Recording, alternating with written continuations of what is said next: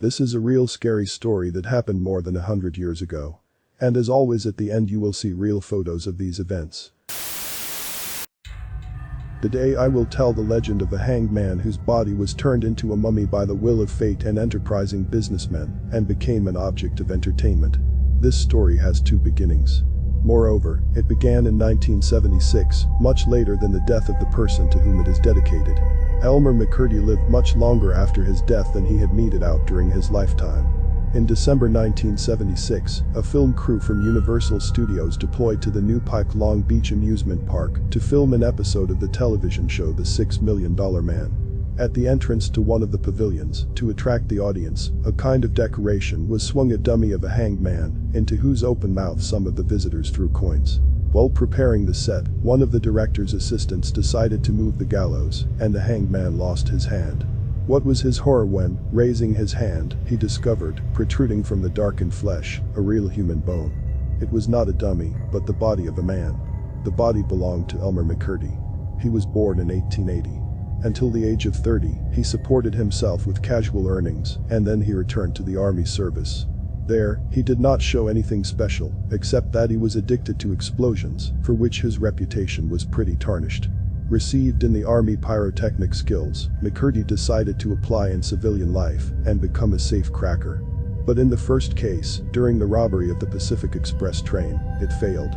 Trying to open the safe, Elmer overdid it with explosives, and the explosion melted a mountain of silver coins for a sum of $4,000. Together with his accomplices, he managed to steal an ingot from the scene of the crime, which pulled in $450. After such an epic failure, he was immediately expelled from the gang, and he was forced to find a new team.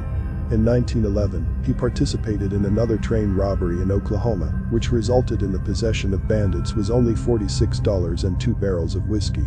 During the pursuit and a fierce firefight, McCurdy was shot.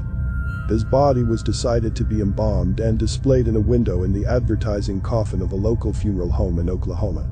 There he was spotted by one of the enterprising businessmen. He appreciated the work of the embalmer and realized that such a successful body is not a shame to put on public display. He bought the corpse and for a few coins showed the hangman to everyone. The coins dropped directly into the mummy's wide open mouth. Then they were transferred to the businessman's pocket. Fortunately for the businessman, the body of McCurdy was not in demand, and the entrepreneur for several years freely earned a living with it. The organizers of the traveling attraction once even offered to buy his body, but he refused, not wanting to deprive himself of a stable and, one can assume, a considerable income. But in 1915, he was visited by 2 young men who claimed that he earned money from the corpse of their own brother.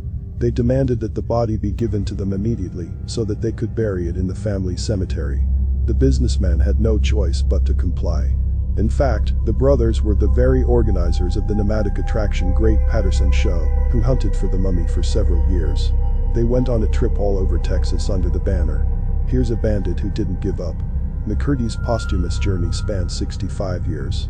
His body has appeared everywhere over the years in an amusement park near Mount Rushmore, in an open casket at the Wax Museum in Los Angeles. It was displayed in the lobby of a movie theater at the premiere of the movie Drug in 1933, and in the late 1930s and 1940s, the mummy was part of the Police Museum of Crime.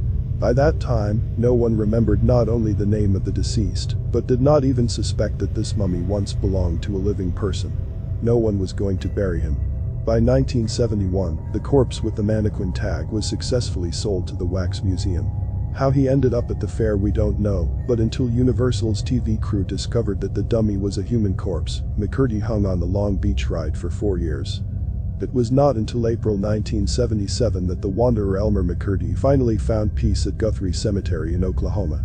It is noteworthy that the funeral organizers, who were imbued with his story, fearing that he would again become a victim of the entertainment industry, filled the grave with the coffin with 2 cubic yards of cement, and only then filled in the earth. Subscribe to my channel, and you will hear and see many more true horror stories.